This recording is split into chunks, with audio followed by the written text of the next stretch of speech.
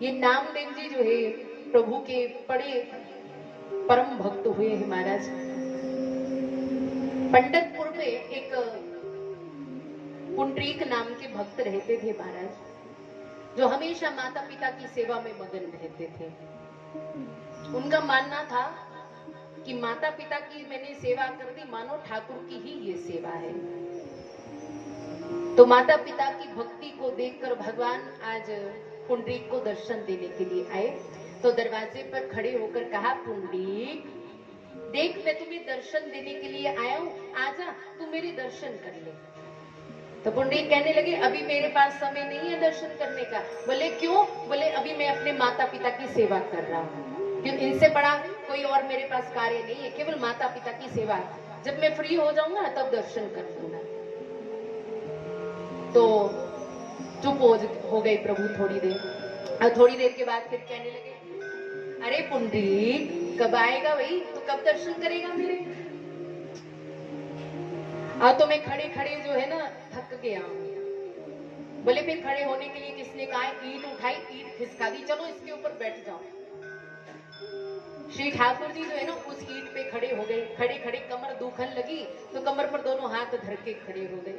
अब साथ में रुक्मिणी जी आई थी तो कहने लगी, प्रभु मेरे तो खड़े खड़े कमर भी दुखन लगे, पैर भी दुख रहे। बोले फिर तुम्हें खड़े होने के लिए किसने कहा? तुम ही ईंट पे ऊपर बैठ जाओ। श्री ठाकुर जी और रुक्मिणी जी जो है दोनों कमर पर हाथ धर के खड़े हो गए।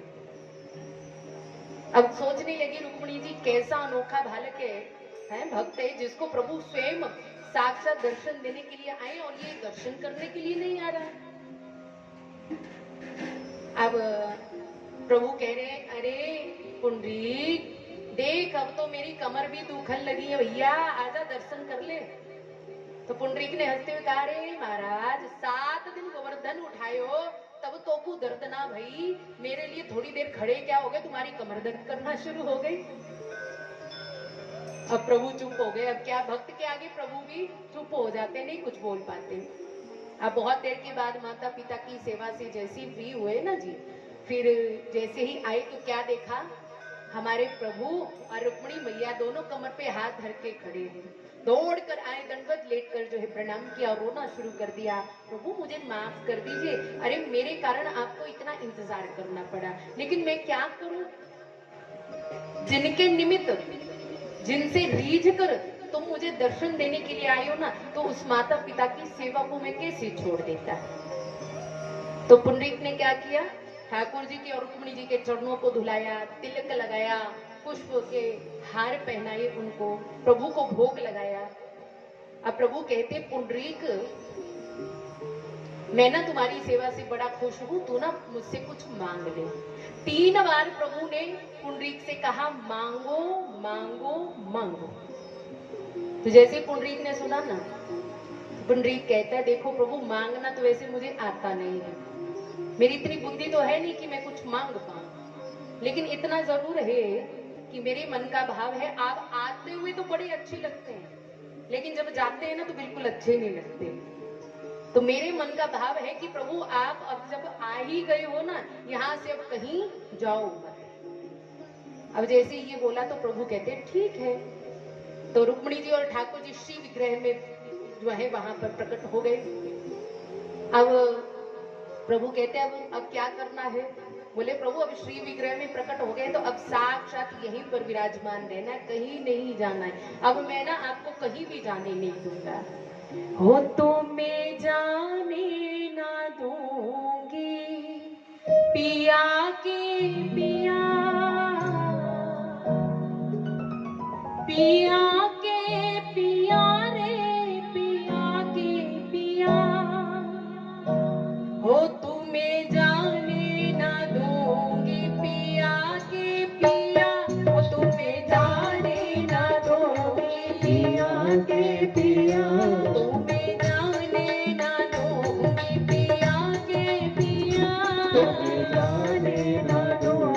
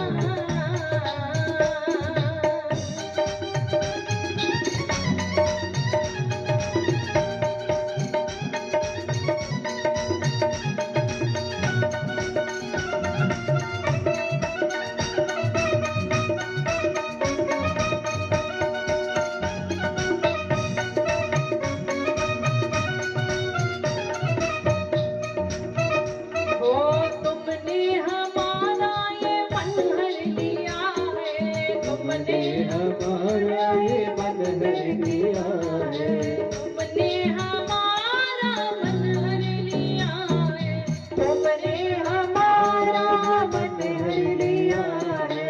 हम सब राधा की है सखियाँ, हम सब राधा की है सखियाँ, तुम्हें जाने ना दोगे आगे पिया, तुझे जाने ना दोगे आगे पिया, तुम्हें जाने ना दोगे पिया गे पिया, तुम्हें जाने ना दोगे पिया गे पिया, तुम्हें जाने ना दोगे पिया गे पिया, तुम्हें जाने ना दोगे पिया गे पिया, तुम्हें जाने ना दोगे पिया गे पिया, तुम्हें जाने ना दोगे पिया गे पिया।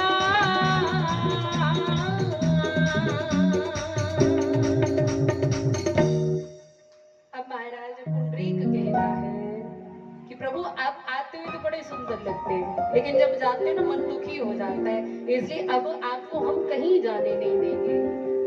अब आप ना यहीं पे रहिए और मेरे मन को आनंदित करते रहिए और मुझे सेवा का मौका देते रहिए। प्रभु मूर्तिमत हो गए और आज भी श्री विठ्ठल रुक्मिणी साक्षात विराजमान है पंढरपुर में। और पहले नाम था पंडरीकपुर, अब पड़ गया पंढरपुर। भगवान ने कहा मैं भी अपना नाम अपने भक्त के नाम पर रखूंगा, तो नाम पड़ गया पुंडरीकनाथ। बोलो पुंडरीकनाथ भगवान की जय हो। देखिए आप कहीं भी गर्भगृह में जाकर माथा नहीं टेक सकते। अब बांके बिहारी का अगर आप बोलो कि अंदर जाके चरणों को स्पर्श करो तो कर पाओगे क्या? दूर से दर्शन होते हैं, लेकिन ये जो हमारे पंडरीकनाथ प्रभु है ना, कहते गर्भगृह में जाके इनके चरणों को स्पर्श कर सकते हैं हम लोग।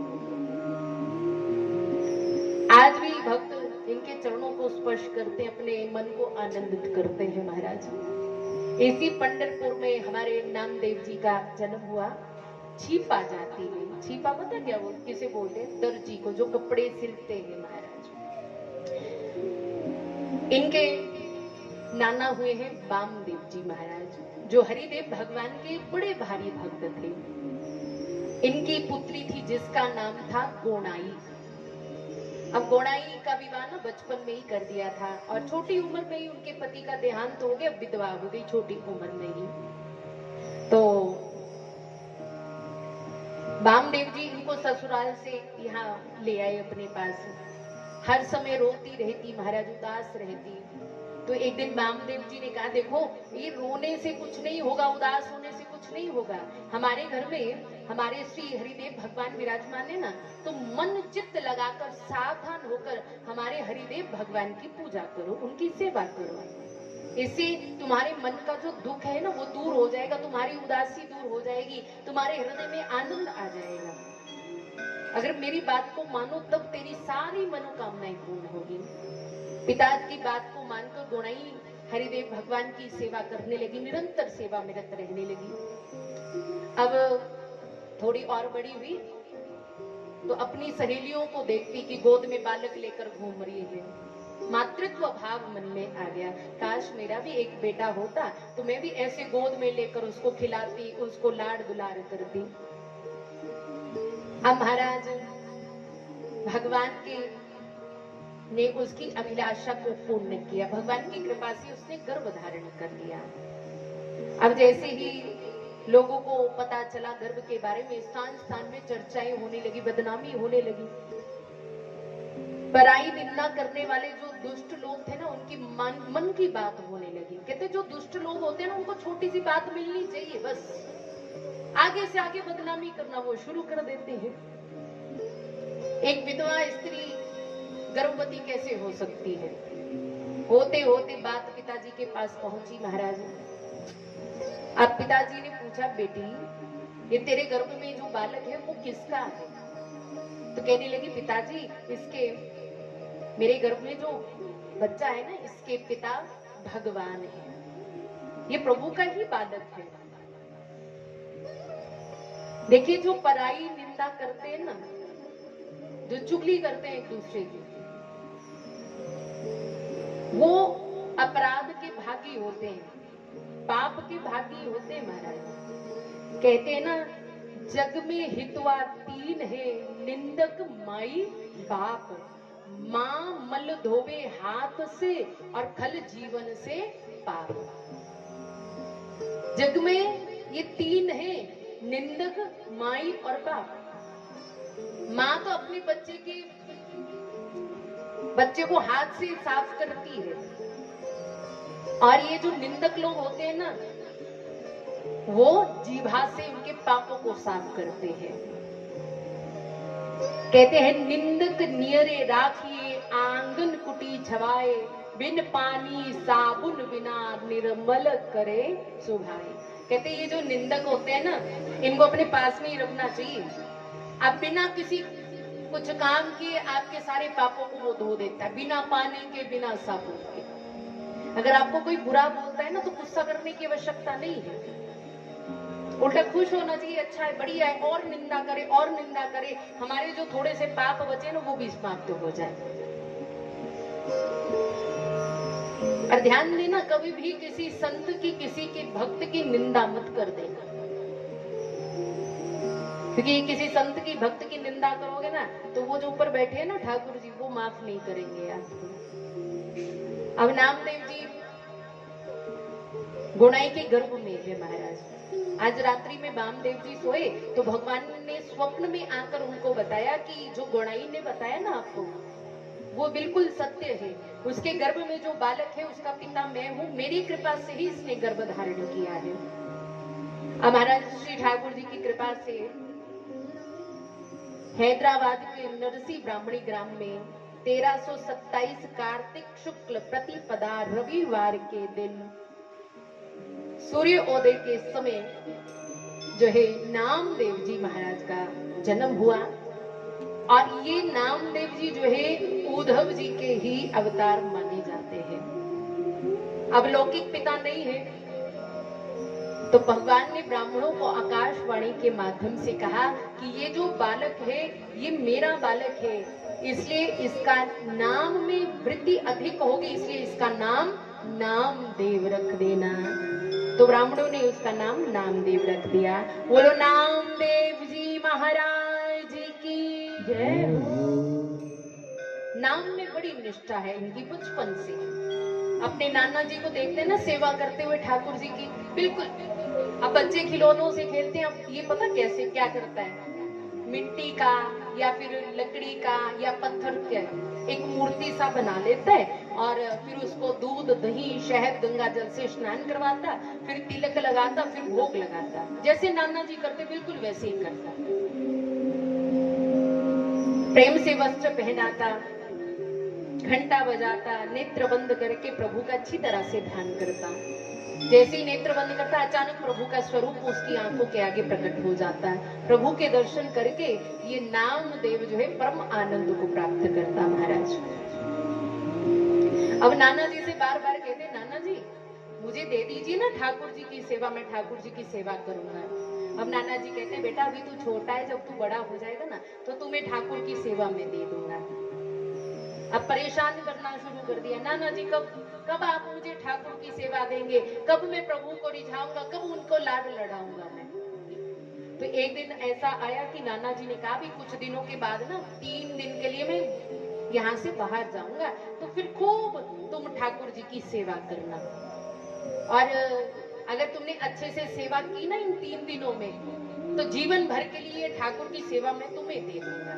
भाव से बोलो हरे कृष्णा हरे राम। अब इंतजार करने लगे कि वो दिन कब आएगा। रात को नींद नहीं आती, बड़बड़ाता रहता, वो दिन कब आएगा जब ठाकुर जी की सेवा मुझे मिलेगी, ठाकुर जी को मैं लाड लड़ाऊंगा। एक दिन पूछ लेंगे, नाना जी कब जाओगे आप, इतने दिन हो गए आप गए तो है नहीं, मुझे कब सेवा दोगे। बोले देखो बेटा, अब वो दिन आने ही वाला है, 2-4 दिन के बाद ना मैं जाऊंगा, पर तुम पता क्या करना, सुबह जल्दी उठना, स्नान करना, शुद्ध वस्त्र पहनना, और दूध गर्म करके ना उनको उठा के थोड़ा सा ठंडा करके बड़े प्रेम से ठाकुर जी को भोग लगाना। ठीक है। फिर उनको स्नान करवाना, वस्त्र पहनाना, तिलक लगाना, सारी पूजा विधि बता दी नाना जी ने। तो वो दिन भी आ गया जब नाना जी को बाहर जाने, बेटा कल मैं जा रहा हूं तो अब सारी सेवा तुम्हें संभालनी है। बोले ठीक है। अब खुशी के मारे पूरी रात नामदेव जी को नींद नहीं आई। अब प्रातः काल उठे, जल्दी जल्दी स्नान किया और शुद्ध वस्त्र धारण किए और भगवान को स्नान करवाया, सुंदर वस्त्र पहनाए, तिलक पुष्प अर्पण किया। अब दूध गर्म करना शुरू किया। एक सेर दूध बर्तन में डाला, उसको गर्म कर रहे हैं। अब मन में थोड़ा सा ना भय भी है कि कहीं प्रभु की सेवा में कोई त्रुटि न रह जाए। भाव में आ गए और आंखों से अश्रु निकलने लगे, लेकिन आंसुओं को भीतर ही भीतर की गए। क्यों? कहीं ये आंसू की बूंद दूध में ना गिर जाए, मुझसे अपराध ना हो जाए प्रभु का। उधर माता जी ने आवाज लगाई, नामदेव कितनी देर हो गई, अभी तक प्रभु को दूध का भोग नहीं लगाया तुमने, क्या कर रहे हो तुम? तो कहने लगे, माता जी झंझट मत करो ज्यादा, मैं जैसे कर रहा हूं ना मुझे करने दीजिए, मैं खुद ही ठाकुर जी की सेवा कर लूंगा। अब अच्छी तरह से दूध गर्म किया और थोड़ा सा ठंडा किया उसको, तो लेकर चल पड़े। चलियो प्रभु पास ले कटोरा छवि रास्ता में, दूध सो सुवास मध्य मिश्री मिलाई है, यमे हुलास निज अज्ञता को त्रास पे, करे जो पेदास मोहि महा सुखदाई है। अब हाथ में बड़ा सुंदर कटोरा लिया, उसमें दूध रखकर है डालकर लेकर गए प्रभु के पास। और वहां पर ना उन्होंने इलायची पाउडर डाला थोड़ा सा और मिश्री डालकर उसको घोल दिया।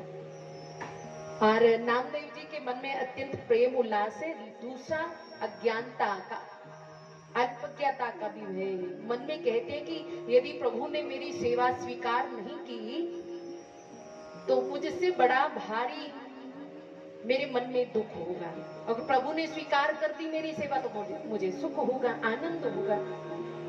ये सोचते सोचते भगवान के सामने जो है नामदेव जी बैठ गए और तुलसी दल डाला दूध में और पर्दा लगा दिया, प्रभु भोग पाए। अब थोड़ी देर के बाद ना पर्दा खोला तो क्या देखा, दूध वैसे का वैसा पड़ा हुआ है। अब फिर दूध को उठाया, दूध को गर्म किया, उठाया महाराज, फिर सामने रखा, फिर तुलसी दल डाला, फिर कहने लगे प्रभु भोग लगाइए, पर्दा लगा दिया। अब प्रभु से प्रार्थना करते जा रहे हैं, प्रभु मेरे द्वारा गर्म किए हुए दूध को आप स्वीकार कीजिए, उसका भोग लगाइए। थोड़ी देर के बाद जैसे फिर पर्दा खोला, फिर दूध वैसे का वैसा। अब यानी देखा कि मैं बड़े प्रेम से दूध गर्म कर रहा हूँ, उसको हल्का ठंडा करके प्रभु को अर्पण कर रहा हूँ प्रेम से, लेकिन पता नहीं क्या हो गया, ठाकुर जी भोग को क्यों नहीं पी रहे, क्यों नहीं स्वीकार कर रहे, मुझसे जरूर कोई ना कोई त्रुटि रह गई होगी। अब नामदेव जी ने पता क्या किया, अब प्रभु को धमकी देने लगे, देखो प्रभु अगर तुमने दूध स्वीकार नहीं किया ना तो कल नाना जी आएंगे, मुझे मारेंगे और आपकी सेवा फिर मुझे नहीं प्राप्त होगी। आज 3 दिन हो गए मुझे बैठे बैठे। देखो इन्होंने अपनी माँ को भी आभास नहीं होने दिया कि 3 दिनों से इन्होंने भी कुछ नहीं खाया है। बिना कुछ खाए पिए प्रभु के पीछे लगे भोग लगाने के लिए, प्रभु भोग लगाए। अब इन्होंने क्या देखा कि प्रभु भोग नहीं लगा रहे हैं ना, प्रभु को धमकी देने लगे, अरे अब नहीं लगाओगे ना भोग, देख लो फिर मुझसे बुरा कोई नहीं होगा। अब पास में ना छुरी पड़ी हुई थी, ऐसे छुरी को उठाया, देखो प्रभु अगर आपने अब भोग नहीं लगाया ना तो इस छुरी से मैं अपने गले को काट लूंगा। भाग से बोलो हरे कृष्णा हरे राम हरे राम। अब जैसे ही चाकू को उठाकर ना महाराज अपने गले पर प्रहार करने लगे, इतने में क्या देखा कि नामदेव के हाथ को पकड़कर हमारे ठाकुर बांके बिहारी साक्षात प्रकट हो गए। और बांके बिहारी लाल की जय हो। कहने लगे, अरे नामदेव बसकर बसकर, अरे कुछ मत करना, मैं पी रहा हूं दूध। अब मन में विचार करने लगे, क्या प्रभु इससे छुरी से प्रसन्न होते हैं? मुझे पहले पता होता, मैं पहले ही छुरी उठाकर अपने आप को आघात पहुंचाने का प्रयास करता। कम से कम इतने प्रयास तो ना करने पड़ते। जैसे एक हमारे जैसा भक्त था जो अपनी कामना को पूर्ण करना चाहता था, तो उसने क्या किया, लड्डू गोपाल जी को लेकर आया और रोज सेवा करता, उनकी धूप दीप नैवेद्य अर्पण करता उनको, फिर माखन मिश्री का भोग लगाता। कितने दिन हो गए सेवा करते, उनकी कामना पूर्ण नहीं हुई। अब किसी ने कहा कि ऐसा करो, दुर्गा मैया को मना लो, वो जल्दी खुश हो जाती है। भैया ने क्या किया, लड्डू गोपाल को उठाकर ऊपर रख दिया और जहां लड्डू गोपाल जी पहले बिठाए थे ना, वहां पर दुर्गा माता को बिठा दिया। अब बड़ी सुंदर अगरबत्तियां लेकर आया बाजार से, अगरबत्ती जो है दिखा रहा था दुर्गा माता को, तो उस अगरबत्ती का धुआं ना ऐसे ऊपर की तरफ जाए, लड्डू गोपाल जी की तरफ में। अब जैसे ही जाए ना, तो मन में विचार आया इसके, जब मैं इसकी पूजा करता था तब ये मेरी सुनता नहीं था, अब मैं दुर्गा माता की पूजा कर रहा हूँ तो देख कैसे अगरबत्ती की सुगंध को सूंघ सूंघ कर उसको जूठा कर रहा है। चल, तुझे सूंघने का भी कोई हक नहीं है। अब उसने क्या किया, रसोई में गया, रुई लेकर आया और उसके नाक में डालना शुरू कर दिया लड्डू गोपाल जी की। जैसे ही नाक में डालने लगे तो तुरंत बांके बिहारी लाल प्रकट हो गए। अब जैसे ही प्रकट हुए ना, तो कहने लगे, अच्छा मुझे पहले बता देते, तुम्हें अगरबत्ती पसंद है तो मैं अगरबत्ती दिखा देता तुम्हें, है इतने झंझट क्यों किए तुमने?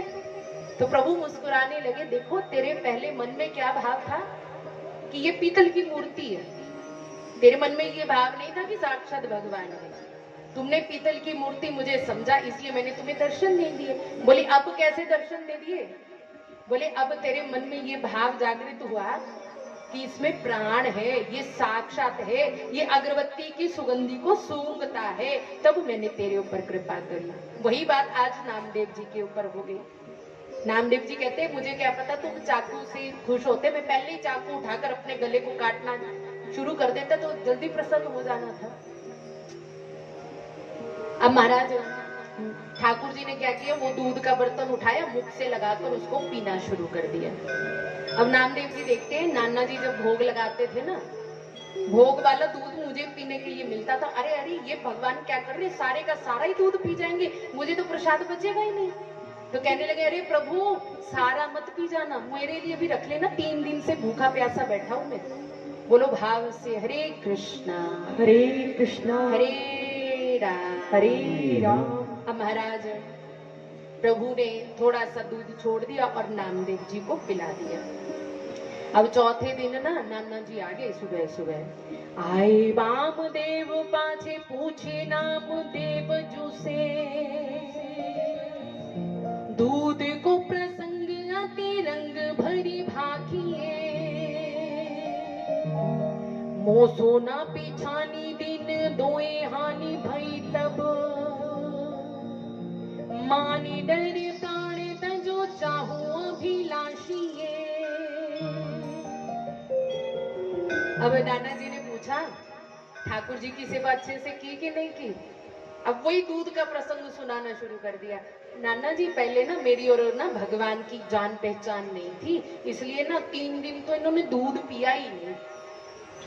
मैंने बड़े प्रयास किए कि दूध का भोग लगा ले, दूध का भोग लगा ले, इसने पिया ही नहीं। फिर नाना जी कहते, फिर क्या किया तुमने? बोले फिर मेरे को आ गया गुस्सा, फिर मैंने पता क्या किया, चाकू उठाकर अपने गले को काटना शुरू कर दिया कि तुमने दूध नहीं पिया तो मैं अपने गले को काट दूंगा। तो साक्षात महाराज प्रकट हो गए, फिर इन्होंने मेरे सामने दूध पिया।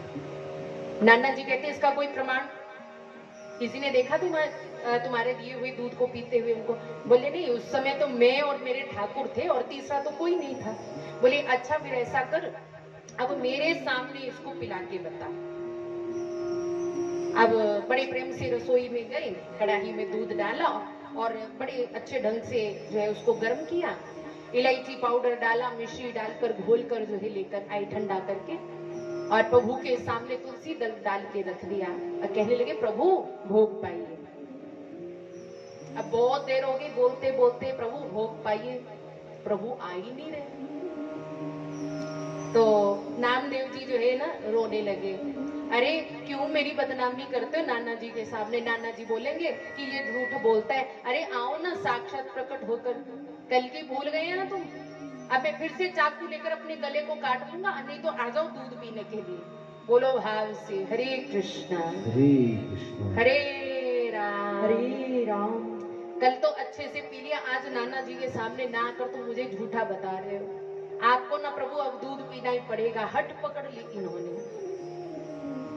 अब इधर बालक के हठ से प्रसन्न हो गए प्रभु, और नामदेव जी के देखते ही देखते श्री ठाकुर जी ने दूध के पात्र को उठाया, मुख से लगाकर गट गट करके दूध को पीना शुरू कर दिया। भक्त वत्सल भगवान की जय हो।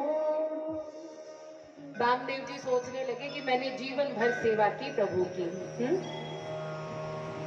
बड़ा मैंने प्रभु के नाम को सुमिरन किया, लेकिन आज तक ऐसा तो हुआ नहीं। लेकिन आज प्रभु जो है इस बालक के प्रेम से प्रसन्न हो गए। देखो साक्षात प्रकट होकर इसके हाथों से दूध का पान किया इन्होंने।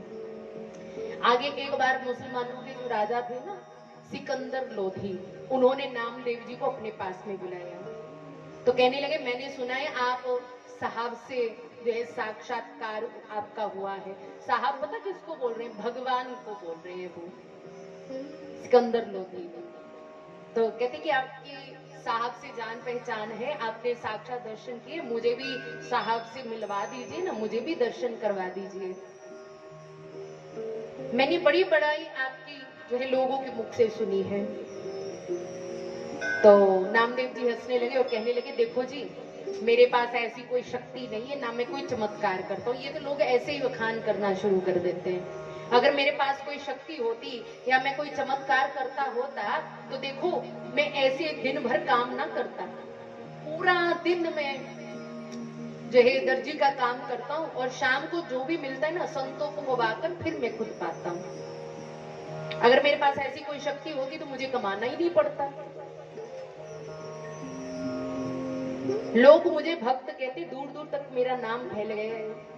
आपने भी इसीलिए तो मुझे यहाँ पर दरबार में बुलाया है। तो बादशाह कहने लगे कि ये जो गाय है ना मरी हुई पड़ी हुई है, इसको तुम जीवित करो और फिर तुम चले जाओ, या फिर अगर जीवित नहीं की तो तुम्हें कारावास में हम बंद कर देंगे।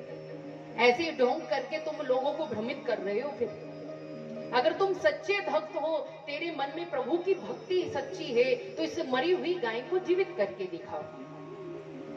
अब नामदेव जी ने विनती करनी शुरू की, विनती सुनो जगदीश हमारी, विनती सुनो जगदीश, तेरो दास आस मोहि तेरी, इत करू कान मुरारी, विनती सुनो जगदीश हमारी। प्रभु से प्रार्थना की कि प्रभु आज एक भक्त की आबलाज रख दीजिए, इस गाय को जिंदा कर दीजिए। जैसे प्रभु से प्रार्थना की, देखते ही देखते सबके समक्ष जो गाय मरी हुई थी वो जीवित खड़ी हो गई। महाराज बोलो भक्त वत्सल भगवान की जय हो। ये विचित्र चमत्कार देखकर बादशाह जो है ना नामदेव जी से कहने लगे आपने कृपा करके अब आप मुझसे कुछ ले लीजिए, कोई देश ले लो या कोई गांव ले लो या वस्त्र आभूषण, जो आपको चाहिए आप मुझसे ले लीजिए। तो नामदेव जी कहते हैं देखो महाराज मुझे कुछ नहीं चाहिए, मुझे जो चाहिए है वो मेरे प्रभु अपने आप व्यवस्था कर देते हैं, मुझे आपकी कोई वस्तु नहीं चाहिए। तो सिकंदर लोधी ने क्या किया, एक 4 पाई हीरे रत्नों से जड़ित वो दान में दे दी। मना करने के बावजूद अपने लिए नहीं लेनी है तो आप ऐसा करो इस पे ठाकुर जी को शयन करवा दिया करो। अब नामदेव जी ने क्या किया, उस 4 पाई को ना सर पर उठाया, चल पड़े। तो राजा ने कहा देखो ये मैंने पहरेदार है, ये आपके घर पे छोड़ आएंगे। बोले नहीं ये ठाकुर जी के लिए है तो इसको मैं खुद ही उठा कर लेकर जाऊंगा। 8-10 सिपाही जो है राजा ने साथ में भेज दिए। अब रास्ते में विचार करने लगे कि इसको यदि मैं रखूंगा तो मेरा मन प्रभु के चरणों में नहीं लग पाएगा, हमेशा मन में ये भय रहेगा कि इसको कोई चोर चुरा कर ना ले जाए। हाथ से बोलो हरे कृष्णा हरे कृष्णा हरे राम हरे राम। तो ऐसे ऐसे झंझट में मुझे नहीं फंसना। रास्ते में यमुना महारानी जो पढ़ती थी, तो उन्होंने क्या किया, उस चारपाई को उठाया, उस यमुना जी में फेंक दिया। अब जो सिपाही साथ में गए थे ना, दौड़कर महाराज के पास गए, महाराज आपने जो हीरे रत्नों से जड़ित चारपाई दी थी ना, वो नामदेव जी ने यमुना जी में फेंक दी। अब आश्चर्यचकित होगा, ये एक ऐसा व्यक्ति है जिसने हीरे रत्नों से जड़ित चारपाई फेंक दी, नहीं लेनी थी, मुझे वापस कर देता, इतनी मूल्यवान वस्तु है ये। अब बादशाह ने जो है सिपाहियों को भेजा और कहा कि महाराज आपके पास जो चारपाई महाराज ने दी थी ना, वो आप हमें दे दीजिए, ऐसी दूसरी और चारपाई बनवानी है। तो सिपाहियों से उन्होंने कहा कि ऐसा करो, बादशाह को यमुना जी के किनारे ले आओ। नामदेव जी पहुंचे और इधर सैनिकों के साथ में बादशाह भी आ गए। तो बादशाह ने कहा, हाँ महाराज कहाँ है वो चारपाई, दीजिए ना, ऐसी दूसरी चारपाई मुझे और बनवानी है। तो यमुना जी में गए नामदेव जी, तो यमुना जी में जाकर जो है ना, लाखों करोड़ों इससे भी बेश कीमती चारपाइयां निकाल कर देना शुरू कर दिया कि देख लो जी, इसमें से तुम्हारी चारपाई कौन सी है। बोलो भक्त और भगवान की। हानि पर्यो पाए प्रभु पास ते बचाए लीजे, कीजे एक बात का भू साधु ना दुखाइए, ले यही मानी तेरी कीजिए न सुधी मेरी, लीजिए गुनी गाय मंदिर लो जाइए। ऐसे अद्भुत चमत्कार को देखकर जो है वो जो बादशाह था ना, चरणों में गिर गया, रोना शुरू कर दिया, महाराज मुझे माफ कर दीजिए, मैं पाप का भागी हूँ, मेरे द्वारा एक संत का, एक भक्त का अपराध हो गया, मुझे प्रभु के दंड से आप बचाइए। तो नामदेव जी ने कहा कि देखो,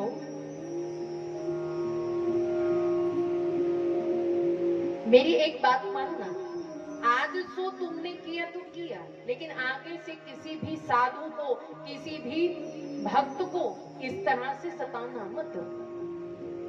और ये बादशाह ने स्वीकार किया। फिर इन्होंने कहा कि अब कभी भी आप मुझे मत बुलाना अपने पास में, ऐसा कहकर नामदेव जी वहां से चले गए। अब फिर इनकी इच्छा हुई कि चलो पहले ना पंडरीनाथ के मंदिर चलता हूँ, प्रभु का गुणगान करता हूँ, क्योंकि इनका रोज का नियम था प्रभु को जो है संगीत सुनाना, पद गा गा कर सुनाना। अब जैसे मंदिर के बाहर पहुंचे ना, तो क्या देखा इन्होंने कि मंदिर में बहुत ज्यादा भीड़ है। अब इनके मन में भय कि मैं अपने जूते खोलूंगा, हो सकता है मेरे जूते उठाकर ना कोई ले जाए। तो इन्होंने क्या किया, अपने उत्तरीय वस्त्रों को लिया, उसमें अपने जूतों को बांधा और अपनी कमर में बांध लिया, और लोगों को दोनों हाथों से हटाते हुए भीतर चले गए। पंडरीनाथ के उन्होंने जैसे ही दर्शन किए ना, आनंदित हो गए। फिर मन में आया कि चलो खड़े होकर जो है प्रभु को एक भजन सुना देते हैं।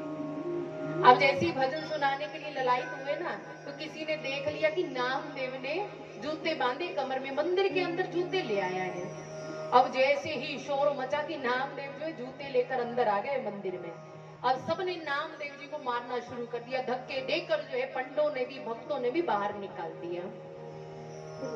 अब जैसे ही बाहर निकाला, तो नामदेव जी के मन में किसी के प्रति कोई द्वेष नहीं, ना भक्तों के प्रति ना पंडों के प्रति।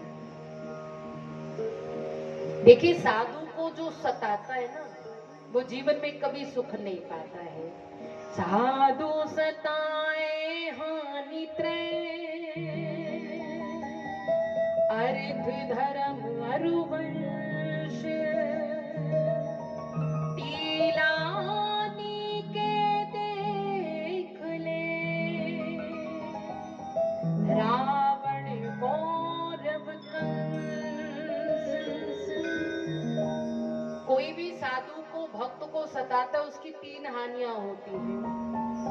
अर्थ नष्ट हो जाता है, धर्म नष्ट हो जाता है, और उसका वंश भी नष्ट हो जाता है।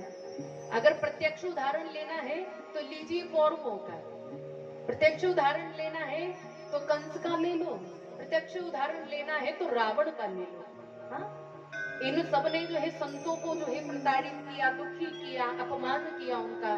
तो देखो इनका सर्वनाश हुआ कि नहीं हुआ।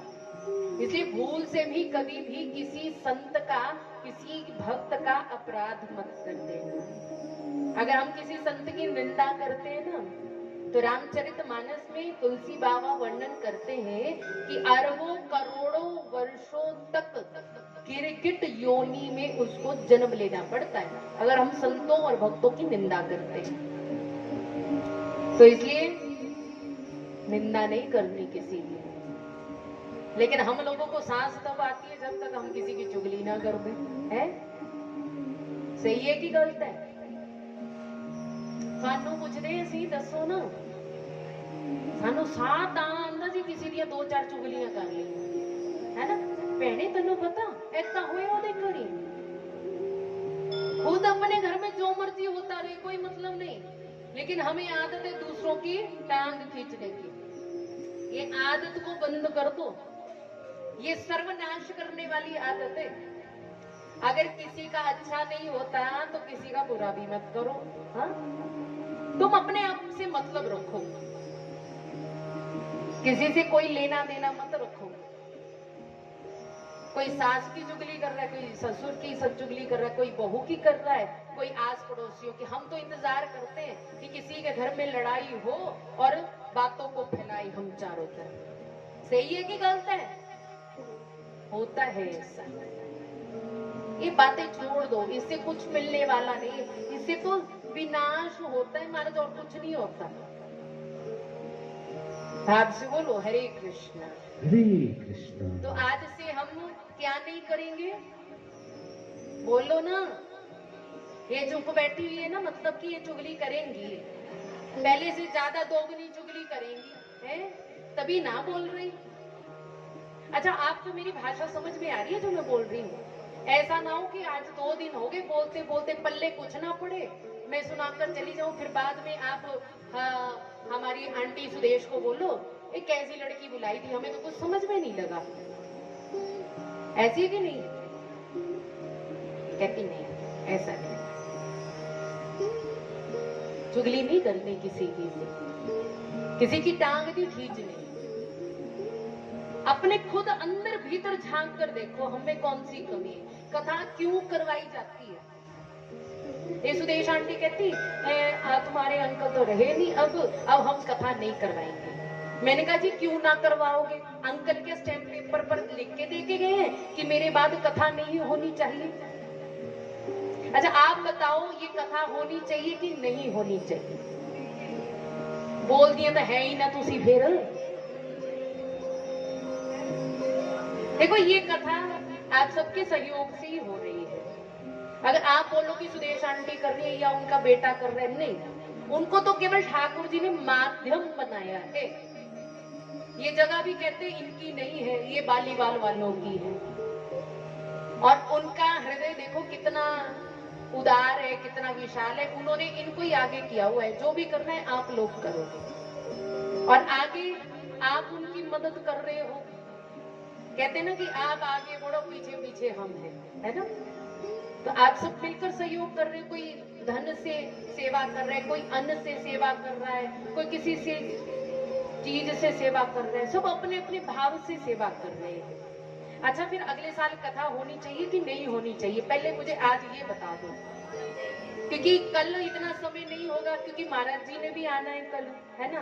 फिर कल हमें भी जल्दी होगी जाने की, कथा विश्राम हो तो हम जाएं, है ना। तो इसलिए मैंने कहा आज ही पूछ लेते हैं बीजी कथा में कथा होनी चाहिए कि नहीं होनी चाहिए। आवाज मैंने ही ना सुनी तो बाकी क्या सुन ली। हाथ खड़ा करो जो जो चाहते हैं कथा होनी चाहिए, सब चाहते हैं। तो किसी भी माई लाल के लाइन में ताकत नहीं, फिर आपकी कथा को बंद करवा दो। तो जब तक सूरज चांद रहेंगे यहाँ ऐसे ही कथा होती रहेगी, ऐसे ही प्रभु का गुणगान होता रहेगा। क्योंकि कथा को अगर बीच में बंद कर दोगे ना, तो जो लोग जुड़े हैं ना मंदिर से, वो फिर पीछे हटना शुरू हो जाएंगे। इसलिए प्रभु का नाम है, ये तो है नहीं कि यहाँ कोई गलत काम हो रहा है, हो रहा है कोई गलत काम? नहीं, प्रभु के नाम का गुणगान हो रहा है, प्रभु की कथा हो रही है। करने कराने वाले तो वो ठाकुर है, वो तो हमारे वैसी बेकार की टेंशन रहती कि कैसे होगा कैसे होगा। जिनका कार्य है, कहते हैं ना, संता दे कार्य आप खलोया, हर कम करावण आया राम राजे। वो खुद ही खड़ा हो जाता है आकर। अब आप बोलेंगे प्यारे लाल जी तो है नहीं, अरे शरीर से नहीं है, वो तो मानसिक रूप से तो यहीं पर है। कथा सुन रहे हैं, आनंद ले रहे हैं प्रभु की कथा का। तो भक्त की प्रवृत्ति ऐसी होती है कि जितना हो सके हरि का नाम हो, हरि की कथा हो। अब नामदेव जी को किसी के ऊपर कोई गुस्सा नहीं कि मेरे को धक्के मारे, कि मुझे बाहर निकाल दिया।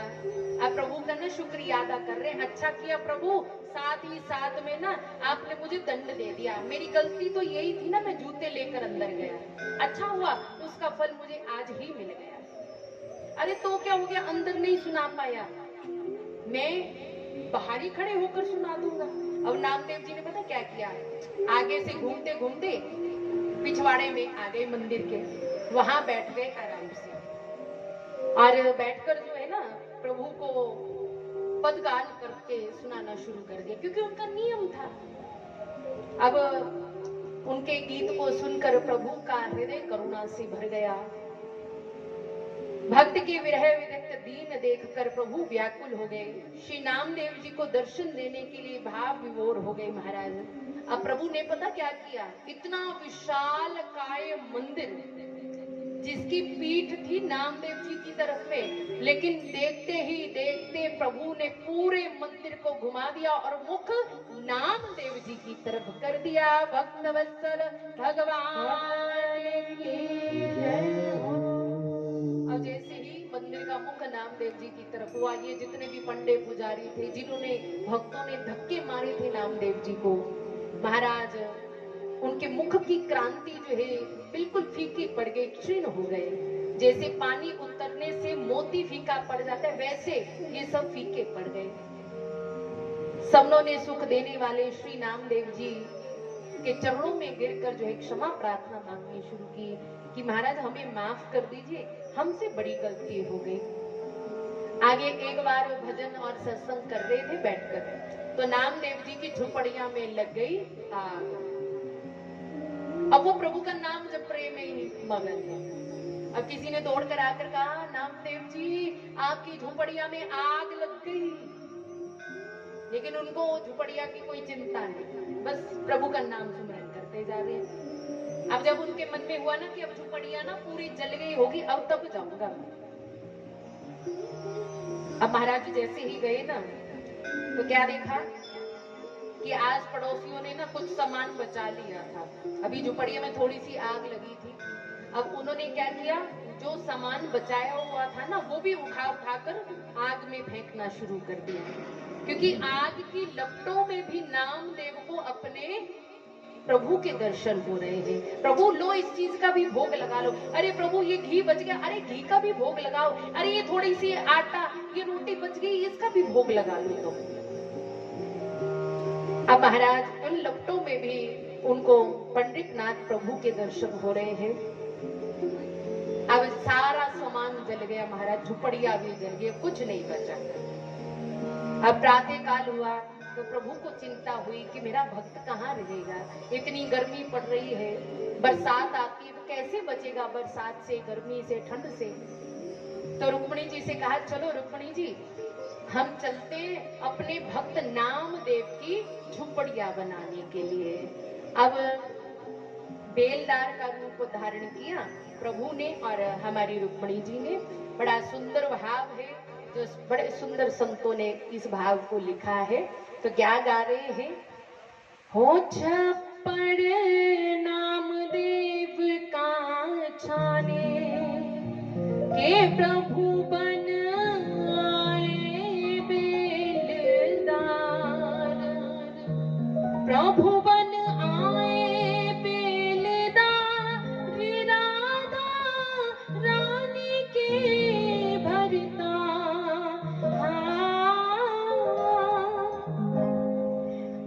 बन आए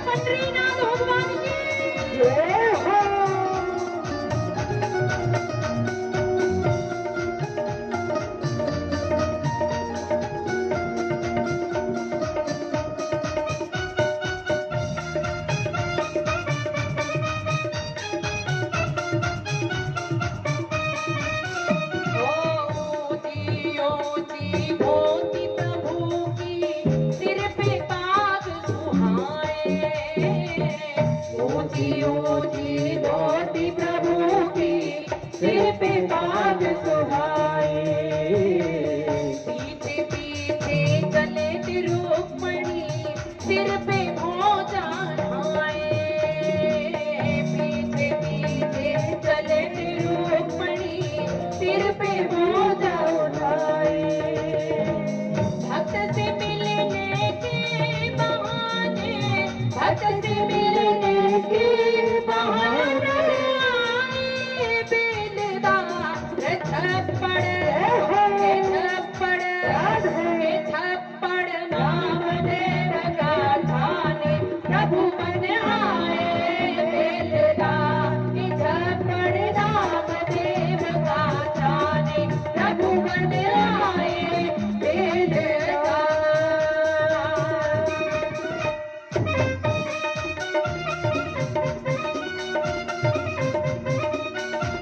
वास्तव भगवान की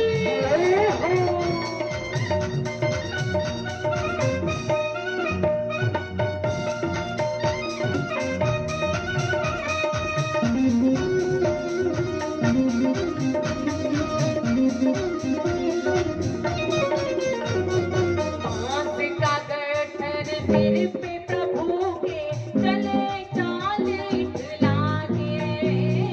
बांस का गठर सिर पे प्रभु के चाल चले इठला के। संग रुक्मणी पीछे चलती, संग रुक्मणी पीछे चलती ऐसी पूछ उठाए के छप्पड़ नामदेव का छाने प्रभु बन आए बेलदार। छप्पड़ नामदेव का छाने प्रभु बन आए बेलदार।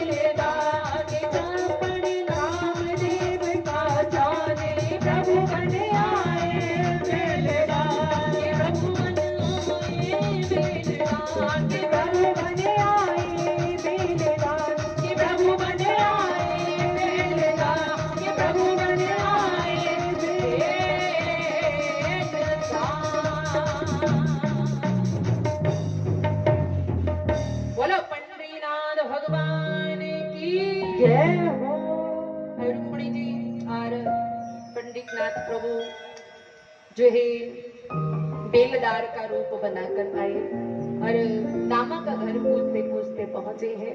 बड़ी सुंदर झोपड़िया नामदेव की बना दी महाराज। प्रातः काल उठते ही सब पूछने लगे, अरे नामा, ये झोपड़िया बड़ी सुंदर है, किसने बनाई है? हमें भी बताना वो कौन सा मजदूर है। अरे मुंह मांगी मजदूरी देंगे हम उसको, हमारा भी छप्पड़ बना दे। तो नामदेव ने मुस्कुराते हुए कहा कि यदि छप्पड़ छपवाना है तो अपना तन मन प्राण सर्वस्व उस मजदूर के न्योछावर करना पड़ेगा। पहले ना अपने घर में आग लगाओ, जब घर जल जाएगा ना उसके बाद वो आएंगे, फिर तुम्हारी झुपड़िया बनावेंगे। अच्छा, अगर किसी से कह दिया जाए कि अपने घर को आग लगा लो, तो क्या लगा पाओगे? बोलो ना। कोई अपने घर को नहीं जला सकता। कहेंगे इतनी मेहनत से हमने घर बनाया। अरे देवी जी, दिमाग सटक गया है तुम्हारा, जो कह रही अपने घर को आग लगाओ। कहते ना, किसी के घर में लगी आग तो देखी होगी, खुद अपने हाथों अपने घर को आग लगाना कोई मजाक नहीं। शाम से दिल का लगाना कोई मजाक नहीं है। प्रभु से दिल लगाना कोई मामूली बात नहीं है महाराज। अपने घर को आग तो केवल वही लगा सकता है जो प्रभु को अपना मानता है महाराज। अब महाराज नामदेव जी की भक्ति का परिचय देने के लिए अनेकों अनेकों और भक्तमाल में लीलाएं बताई गई है प्रभु की। कहते कि एक सेठ जी ने ना अपना ना तुला दान किया सोने से, और जो तुला किया हुआ सोना था ना, वो ब्राह्मणों में, संतों में, भक्तों में बांटना शुरू कर दिया। अब सब में बांट दिया तो उस सेठ जी ने कहा भी कोई बच तो नहीं गया है। बोले एक नामदेव जी रहते हैं, बोले जाओ उसको भी दिया हो जाकर। अब नामदेव जी को सोना दान करने के लिए गए तो नामदेव जी ने मना कर दिया, मुझे नहीं चाहिए, किसी और को दे दो। अरे महाराज, सबको दे दिया, केवल आप बचे। बोले ये भी किसी और को दे दो, मुझे नहीं चाहिए। आकर सेठ जी को बताया, दोबारा फिर सेठ जी ने भेजा, फिर मना कर दिया। तीसरी बार सेठ जी खुद ही आ गए। अरे महाराज ले लीजिए ना, सबको दान में दिया, आप क्यों मना कर रहे हैं? बोले अच्छा, अगर तुम्हारा तो वैसे कल्याण हो गया, अगर तुम्हारा मन है ना मुझे देने का, तो एक मेरी बात को मानना पड़ेगा। बोले क्या? अब उन्होंने पता क्या किया, नामदेव जी ने एक तुलसी का पत्ता लिया, उसके ऊपर रा लिखा, राम पूरा नहीं लिखा, केवल रा लिखा। बोले ये लीजिए तुलसी का पत्ता, इसके बराबर का जितना सोना आता है आप मुझे दे देना। बोले बस महाराज, इतनी सी बात। अरे इस तुलसी के पत्ते के बराबर में कितना सोना आएगा? नेक सा तो आएगा। बोले नेक सा आए चाहे ज्यादा आए, मुझे जितना आए वो दे देना। अब उसके सेठ के मन में ना अभिमान था। अब एक पलड़े में रखा वो तुलसी का पत्ता, जिसके ऊपर रा लिखा हुआ था। क्या लिखा था? जोर से बोलो। रा लिखा हुआ था। और दूसरी तरफ सोना रखा। अब महाराज दूसरे तराजू में सोना रखते गए, लेकिन जिस तरफ तुलसी का पत्र था वो पलड़ा ऊपर होने का नाम ही ना ले, वो धरती में धंसता हुआ जा रहा था महाराज। अब जितने भी सगे संबंधी थे, जितने भी उनके गांव वाले थे, सबके सोने को उस पलड़े में रख दिया, लेकिन जो तुलसी का पलड़ा था वो ऊपर उठा ही नहीं महाराज। तुलसी के बराबर तो कोई हो ही नहीं सकता कुछ भी महाराज। राम नाम लिखित तुलसी पत्र के महत्व को घर के सभी स्त्रियों पुरुषों के समेत सेठ जी को महाराज बड़ा शौक हुआ। नामदेव जी ने विचार किया, अभी इन्हें तुलसी पत्र और श्री राम नाम की महिमा के बारे में पता नहीं है, क्योंकि राम से बड़ा राम का नाम। आपने सुना होगा रामचरितमानस में जब सेतु बन रहा था ना, तो नल और नील क्या कर रहे थे? पत्थरों पर प्रभु का नाम लिख रहे थे। एक के ऊपर लिखा रा और दूसरे पर म। अब जैसे ही पत्थरों को फेंकते वो पत्थर जो है तैरना शुरू हो जाते। तो राम जी ने सोचा कि केवल मेरा नाम लिखने मात्र से ये पत्थर तैर रहे हैं, तो चलो मैं भी इनकी मदद करता हूँ, मैं भी पत्थर फेंकना शुरू कर देता हूँ, जल्दी पुल बन जाएगा। तो राम जी ने सोचा पहले ना ये जो परीक्षा है ना वो अकेले में करते हैं। तो राम जी थोड़ा आगे गए और देखो जहां राम जी वहां हनुमान जी। तो हनुमान जी भी पीछे पीछे चले गए कि प्रभु कहाँ जा रहे हैं। अब प्रभु ने पता क्या कि एक थोड़ा छोटा पत्थर उठाया और उसको समुद्र में फेंक दिया। जैसे ही समुद्र में फेंका वो पत्थर डूब गया। अब प्रभु ना आसपास देखने लगे, कोई देख तो नहीं रहा। और जैसे पीठ के पीछे देखा तो हनुमान जी खड़े होकर मुस्कुरा रहे हैं।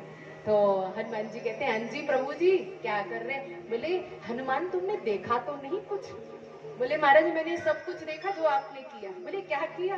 बोले आपने अभी अभी पत्थर उठाकर फेंका ना उसमें समुद्र में, वो डूब गया। ऐसा क्यों किया आपने? बोले फिर प्रभु कहते हैं कि मेरा नाम लिखने मात्र से पत्थर तैर रहे, तो मैंने कहा कि मैं भी मदद कर देता हूँ तो जल्दी जल्दी पुल बन जाएगा। तो हनुमान जी ने मुस्कुराते हुए कहा कि प्रभु आपसे बड़ा तो आपका नाम है। आपका नाम तो भवसागर पार करते समुद्र में तैराता है, और जिसको आप छोड़ दे तो महाराज वो तैरेगा थोड़ी ना, वो तो डूब ही जाएगा ना। इसलिए तो संत महात्मा कहते हैं राम से बड़ा राम का नाम। और राम की महिमा, तुलसी पत्र की महिमा को आज नामदेव जी उन सेठ जी को समझाना चाहते हैं। थक गए महाराज, सो नारद तेरे तो सब कुछ खत्म हो गया उनका। फिर नामदेव जी कहते हैं अच्छा ऐसा करो, जितना भी तीर्थों में जप तप अनुष्ठान जो भी किया ना वो रख दो तुम। भाव से बोलो हरे कृष्णा हरे राम हरे राम। अब महाराज सबने मन में ये आया कि इससे भी कुछ भी नहीं होगा। तो नामदेव जी कहते हैं अगर मन में प्रेम हो ना, भाव हो, नाम की यदि महिमा को आप समझो ना, तो ये पलड़ा उसी समय ऊपर हो जाएगा। जैसे ही उनके मन में नाम के प्रति भावना जागृत हुई ना, क्षमा प्रार्थना मांगी, प्रभु हमें माफ कर दो, हमसे बड़ी गलती हो गई। तो उन समस्त सेठ जितने भी सैनिक थे ना, उनके मन में जो अभिमान था ना, नामदेव जी ने उस अभिमान को दूर किया और उनके हृदय में प्रभु के प्रति भक्ति जागृत कर दी। एक बार आगे और एक लीला है प्रभु ने की नामदेव जी के साथ में। नामदेव जी निष्ठा से एकादशी का व्रत रखते थे महाराज। तो एक बूढ़े ब्राह्मण का रूप धारण करके आगे प्रभु ये देखना चाहते कि कितनी निष्ठा है इसके मन में एकादशी के प्रति। तो आकर कहने लगे नामदेव जी मुझे ना बड़ी जोर से भूख लगी, मुझे भोजन दे दे खाने के लिए, कितने दिनों से मैंने भोजन नहीं किया है। तो नामदेव जी कहते देखो महाराज आज है एकादशी, एकादशी के दिन अन्न नहीं खाया जाता, तो आप ऐसा कीजिए दूध पी लीजिए, फल खा लीजिए। बोले ना मुझे दूध फल नहीं खाने, मुझे तो केवल भोजन चाहिए, अन्न चाहिए। नामदेव जी कहते ना महाराज फिर तो भूल जाओ, अन्न तो हम बिल्कुल भी ना देंगे आपको। अब प्रभु ने ऐसी लीला की, बेसुध होकर गिर गए महाराज। चारों तरफ शोर मचना शुरू हो गया, सब दौड़ दौड़ कर आवे, अरे नामदेव जी इतना भी क्या हो गया, अरे भोजन करा दो ना, ये ब्राह्मण मर जाएगा, ब्रह्म हत्या का पाप तुम्हें लग जाएगा। किसी की नहीं मानी उन्होंने, पूरी रात बैठकर कीर्तन किया। महाराज प्रभु ने ऐसी लीला की मानो कि वो जो संत आए थे ना बूढ़े, वो मर गए। अब जैसे ही प्रातः काल सब तरफ ये लोगों को पता चला कि वो ब्राह्मण जो था ना भूखे प्यासे मर गया, अब इसका अपराध तुम्हें लगेगा। तो नामदेव जी कहते हैं पहले मैं एकादशी का पारण करूं, उसके बाद देखते हैं। पारण किया एकादशी का, उसके बाद चिता बनाई, उस ब्राह्मण देवता के शरीर को रखा और खुद भी बैठ गए, उनके सिर को अपनी गोद में रखा और चिता को अग्नि लगवा दी कि इसका अपराध तो यही है, मैं भी इनके साथ में जलकर मर जाऊंगा। अब जैसे ही अग्नि लगी तो क्या देखा कि वो बूढ़ा ब्राह्मण वहां है ही नहीं, उसके स्थान पर साक्षात श्री बांके बिहारी उसकी गोद में सर रखकर लेटे हुए हैं। बोलो बांके बिहारी लाल की जय हो। प्रभु देखकर मुस्कुराने लगे। अरे प्रभु, नामदेव कहते हैं ये कैसी लीला की आपने? बोले मैं तो तेरी एकादशी की निष्ठा को देखना चाहता था कि तुम्हारी निष्ठा कैसी है एकादशी के प्रति। एक बार रात्रि में एकादशी के दिन कीर्तन कर रहे थे बैठ के, तो भक्तों को प्यास लगी। भूत के भय से कोई भी सरोवर में नहीं जा रहा पानी लेने के लिए, तो नामदेव जी प्रभु का नाम लेते हुए सरोवर में गए। तो एक बड़ा भयानक भूत अपने साथ में प्रेतों को लेकर आ गया, आसपास से घेर लिया। अब नामदेव जी की दृष्टि भी ऐसी कि भूत में भी उनको अपने प्रभु नजर आ रहे हैं। और वहीं पर खड़े होकर पद गाना शुरू कर दिया, अपनी खड़तालें निकाली, बजाना शुरू कर दिया।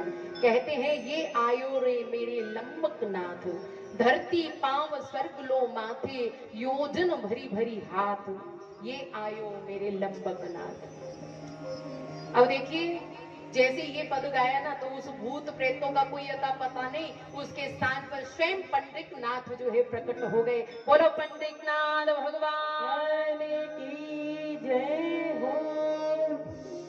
और नामदेव जी, ज्ञानदेव जी से नामदेव जी ने दीक्षा ली है। गोराई चाचा ने उनके प्रेम भक्ति की जो है परीक्षा ली, उसमें पारंगत हुए। विशोवा जी को जो है इन्होंने गुरु रूप में जो है स्वीकार किया। एक बार जंगल में गए तो इन्होंने देखा विशोवा जी जो है अपने पैरों को शिवलिंग पर रख कर लेटे हुए हैं। तो इन्होंने कहा महाराज ये क्या कर रहे हैं आप, शिवलिंग पर पैर रख के सोए हुए हैं। बोले ऐसा करो मेरे पाँव को इससे अलग करके दूसरी तरफ कर दो। अब जिस तरफ विशोवा के पाँव को कर रहे हैं उसी तरफ शिवलिंग प्रकट हो रहा है। अब वो समझ गई ये कोई और नहीं, ये तो साक्षात मेरे प्रभु है, सिद्ध संत है। इनसे इन्होंने दीक्षा ली। व्याध व्याधिन का रूप धारण करके जो है प्रभु ने जो है नामदेव की परीक्षा ली। एक बार जंगल में बैठकर रोटी बना रहे थे, रोटी बनाई और कुएं से पानी लेने के लिए गए महाराज। तो एक कुत्ते का रूप बनाकर प्रभु आ गए। नामदेवी की रोटी को उठाकर भागना शुरू कर दिया। कहते ना, नामदेव ने बनाई रोटी कुत्ते ने उठाई, पीछे घी का कटोरा लिए जाते हैं, प्रभु रूखी तो ना खाओ, थोड़ा घी तो लेते जाओ, कैसी शक्ल बनाई तूने शान की, मुझे ओढ़नी उड़ा दी इंसान की। पीछे घी का कटोरा लेकर भाग रहे, अरे प्रभु रूखी मत खाओ, थोड़ा घी से चुपड़ लो इसको। नामदेव की ऐसी दृष्टि बन गई, कुत्ते में भी उनको अपने प्रभु के ही दर्शन हो रहे हैं महाराज। आगे एक बार एकांत में भजन कर रहे थे, मुगल बेकारी ने इसको बेकारी समझकर बोझा इसके ऊपर रख दिया। आगे वर्णन आता है कि एक ब्राह्मणी नामदेव जी के सत्संग में आती थी, उसका पुत्र मर गया, लेकिन फिर भी वो सत्संग में आती रहती थी। लोगों ने तरह तरह की बातें करना शुरू कर दी, उसकी भक्ति में विक्षेप शुरू कर दिया महाराज। तब नामदेव जी ने क्या किया, भगवान के चरणों का अमृत लिया, उसके मरे हुए पुत्र के मुख में डाला, तो उसका मरा हुआ पुत्र जो है प्रभु की कृपा से जीवित हो गया महाराज। आगे नामदेव जी के पुत्र का नाम है गोपाल और पुत्री का नाम है गोपाली।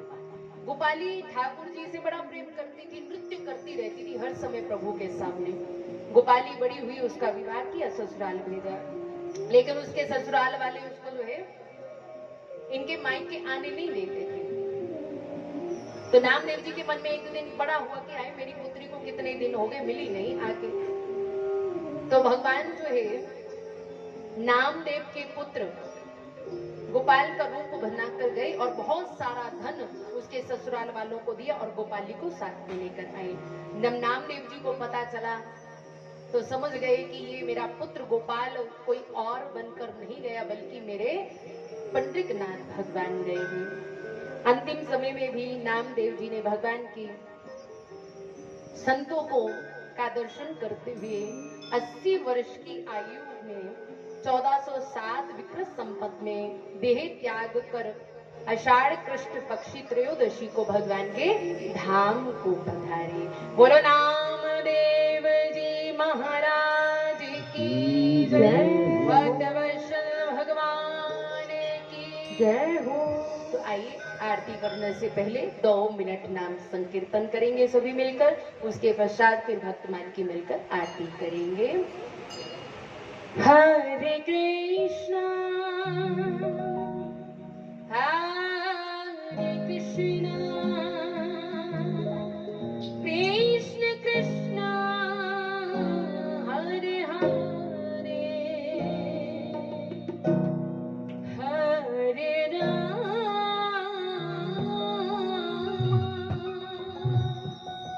हरे राम,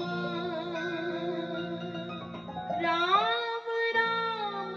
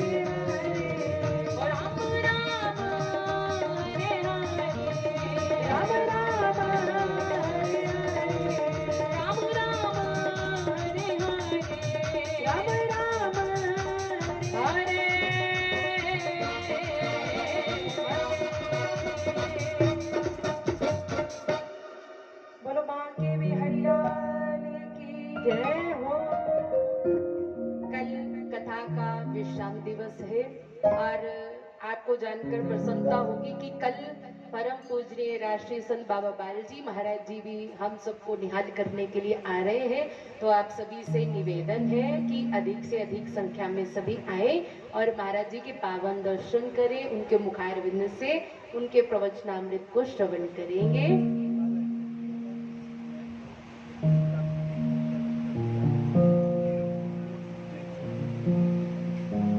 महाराज जी अंकल जी कह रहे हैं कि 10 बजे तक आ जाएंगे। ऐसा ना हो कि महाराज जी आकर यहाँ विराजमान हो जाए फिर आप लोगों का कोई अता पता ना हो, ऐसा ना हो। तो कल विश्राम दिवस है तो जल्दी जल्दी सब आ जाएंगे और महाराज जी के प्रवचनामृत को भी श्रवण करेंगे और साथ में ठाकुर जी की भक्तमाल की कथा को भी श्रवण करेंगे। और कल के सत्र में आप सभी जो है ध्रुव जी महाराज जी की कथा को सुनेंगे और साथ में त्रिलोचन भगत की कथा को सुनेंगे और साथ में बिल्व मंगल जी की पावन कथा को सुनेंगे। आइए अब सभी अपने अपने स्थान पर खड़े हो जाएंगे और मिलकर भक्तमाल जी की आरती करेंगे।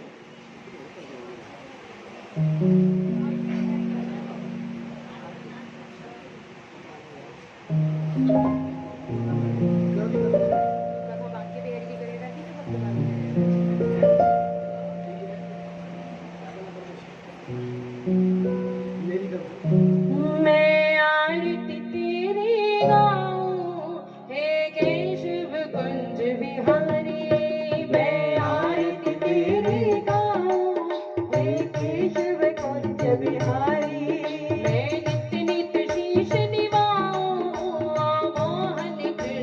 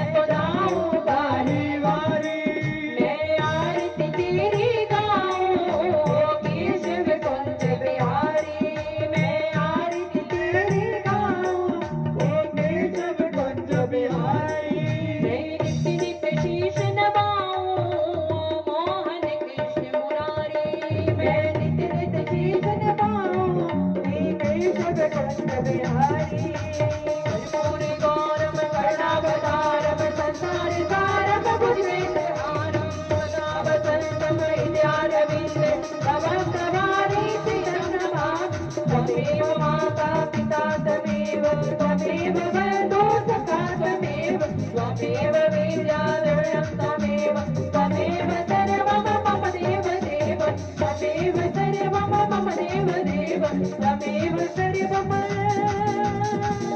मम देव देव